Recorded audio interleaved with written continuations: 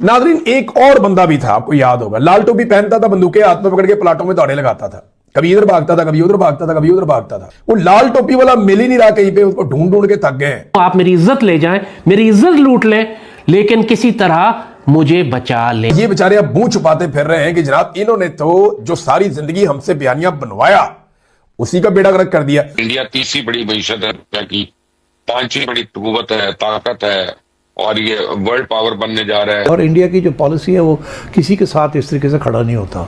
वो कहता है कि मैं खुद इंडिपेंडेंट हूँ, I am not going to be part of a small block. आप लोगों ने आना है तो एक ब्लॉक बन के मेरे साथ आए, मगर मैं नहीं आपके साथ जाना। अच्छा, बड़ी ताकत है, उसके पास बहुत से हथियार है। तो अगर इंडिया के हमले से हमने डर के फैसले करने तो फिर तो हमारी कोई हैसियत नहीं, औकात नहीं।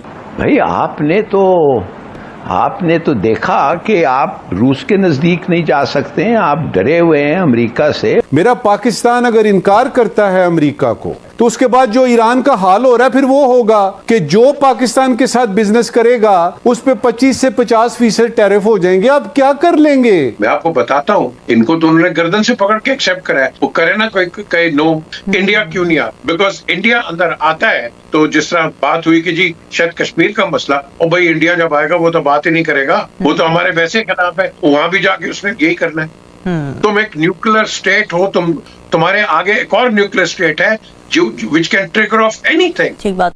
इसराइल और फलस्तीन पर अपना मौकिफ ही पाकिस्तान ने बदल लिया अमरीकी ख्वाहिश को देखते हुए, लेकिन पाबंदी पाकिस्तान पे लग गई। हमास पर पाकिस्तान ने यू टर्न ले लिया, फिर भी पाबंदी पाकिस्तान पर लग गई। मादनियात का बीफ केस लेकर पहुंच गए, जाके सामने रख दिया, फिर भी पाबंदी पाकिस्तान पर लग गई।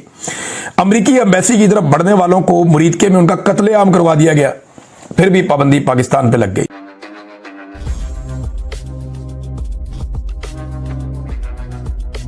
ये बेचारे अब मुंह छुपाते फिर रहे हैं कि जनाब इन्होंने तो जो सारी जिंदगी हमसे बयानियां बनवाया उसी का बेड़ा गर्क कर दिया।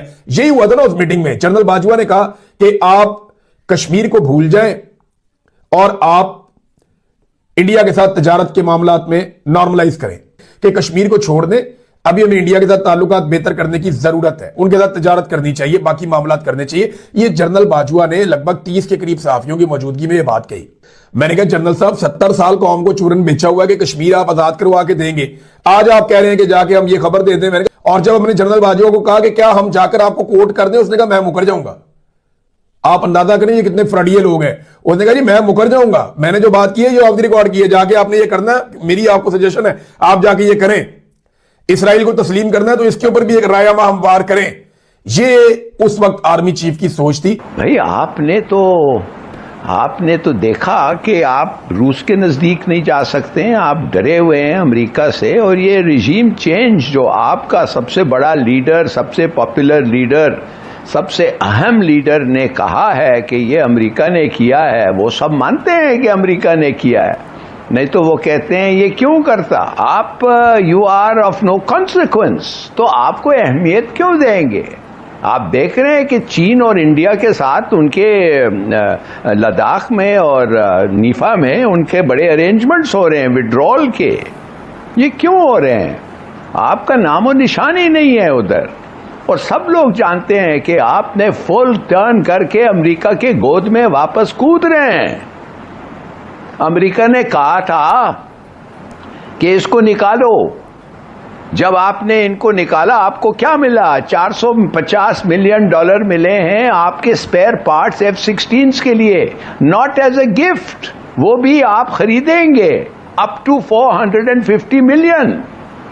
आप तो कह रहे हैं थैंक यू एज इफ के कोई गिफ्ट है, कोई ग्रांट है, मगर आपको पता है कि अगर आप वो नहीं लेंगे तो आधा आपके फाइटर प्लेन्स खत्म हो जाएंगे।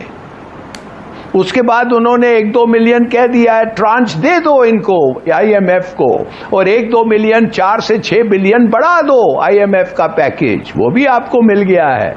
देखिए आप you are not prepared to forsake America. आप एक बैड मैरिज में हैं मगर आप तलाक कॉन्टेम्पलेट ही नहीं कर सकते हैं, तो ये फिर आपको भुगतना पड़ेगा और आप भुगत रहे हैं इस वक्त।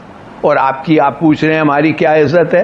जो बात आपकी उनकी सही है कि पाकिस्तान इस वक्त दुनिया का बदतरीन डिसीजन लेने जा रहा है और ले चुका है अमेरिका की गोद में जाके। और क्या है थ्रेट, क्या है कि हम इंडिया से आप पे हमला करवाएंगे। ये थ्रेट जो था मुशर्रफ को भी दिया गया था कि अगर तुम हमारे साथ ना चले तो हम इंडिया से तुम्हारे पर हमला कराएंगे।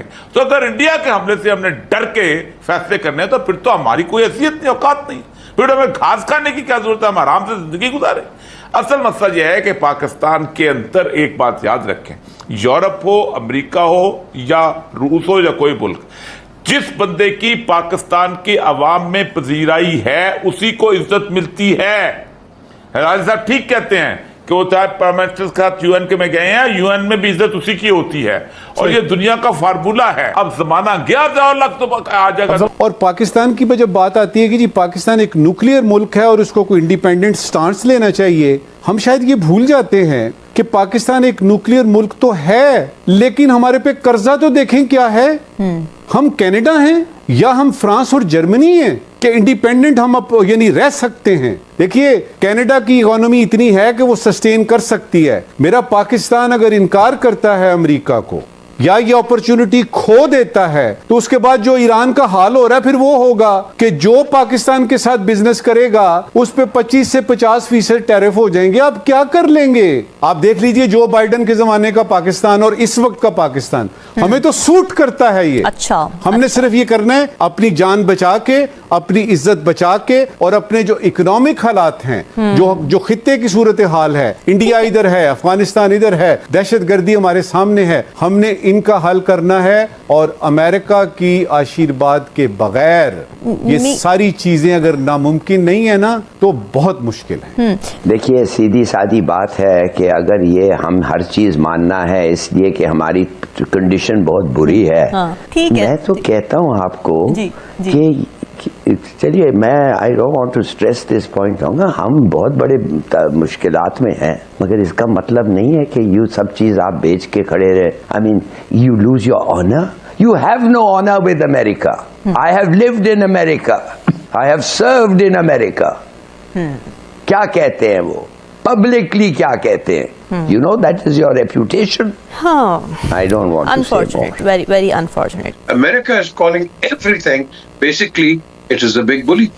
और ये जो मुल्क जिन्होंने एक्सेप्ट किया है, मैं आपको बताता हूँ, इनको तो उन्होंने गर्दन से पकड़ के एक्सेप्ट करा है। वो करे ना कोई कहीं नो, यानी फ्री विल नजर नहीं आता। नहीं जी, रामीन उनके एसेट्स फ्रीज कर देंगे। याद रखो कि ये मैं तो एज अ पाकिस्तानी सोचूंगा, मैं समझता हूं कि if tomorrow something backfires Pakistan will be in hot water. India क्यों नहीं आता? बिकॉज इंडिया अंदर आता है तो जिस तरह बात हुई कि जी शायद कश्मीर का मसला, और भाई इंडिया जब आएगा वो तो बात ही नहीं करेगा, वो तो हमारे वैसे खिलाफ है, वहां भी जाके उसने यही करना है, हमारे साथ हाथ मिला नहीं सकता। How can we on the same board? How can we on the same board peace? This is not a board of peace. अभी तक इजराइल के सॉरी गाजा में लोग मार रहे हैं and we call it peace. It's a फास्ट, it's a joke. अब बात यह है कि the world is changing, world has changed. What will Pakistan gain out of it? You tell me. Pakistan champion बनता है और तुम अपने कश्मीर की तो बात करो। तुम एक न्यूक्लियर स्टेट हो, तुम्हारे आगे एक और न्यूक्लियर स्टेट है जो which can trigger of anything. जय हिंद दोस्तों, नमस्ते। निक स्पेशल की रिएक्शन वीडियो में आप सभी का स्वागत है। दोस्तों देखा आपने वीडियो में किस तरह से पाकिस्तानी चीख रहे हैं, चिल्ला रहे हैं। जिस चाइना के नाम पर ये पाकिस्तानी बहुत ही ज़्यादा उछला करते थे दोस्तों, उसी चाइना ने इनको दोस्तों इनकी औकात दिखा दी है, लताड़ दिया है। और दोस्तों अमेरिका के दम पर भी फूलते थे, अमेरिका भी घुटनों पर आ गया है। और दोस्तों यूरोपीय यूनियन तो है ही भारत के साथ, अब दोस्तों वो भी आ गया यूरोपीय यूनियन। तो अब इन पाकिस्तानियों को दोस्तों बहुत ज़्यादा डर लग रहा है। अब इनके दिन बुरे आने वाले हैं, क्योंकि दोस्तों IMF से कर्जा ले लिया, आतंकवाद पे लगा दिया, भारत में आतंकवादी गतिविधि कर दी। इसी तरह की प्रॉक्सी लड़ाई करते हैं दोस्तों, अपने जो विकास पर है ये ध्यान नहीं देते, ये बस आतंकवादी गतिविधि करते हैं। इसीलिए पूरी दुनिया में ये बदनाम है। इसलिए पाकिस्तानी जब कहीं जाते हैं तो इनको नंगा करके चेक करा जाता है, इनका पासपोर्ट देखते ही। तो दोस्तों इनके बहुत बुरी तरह से इनके बुरे दिन आ गए हैं। और दोस्तों वैसे भी ये आइसोलेट होते जा रहे हैं।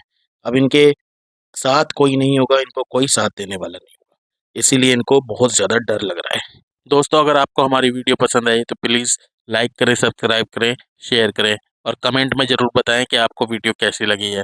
तो मुलाकात होगी आपसे अगली वीडियो में, तब तक के लिए जय हिंद।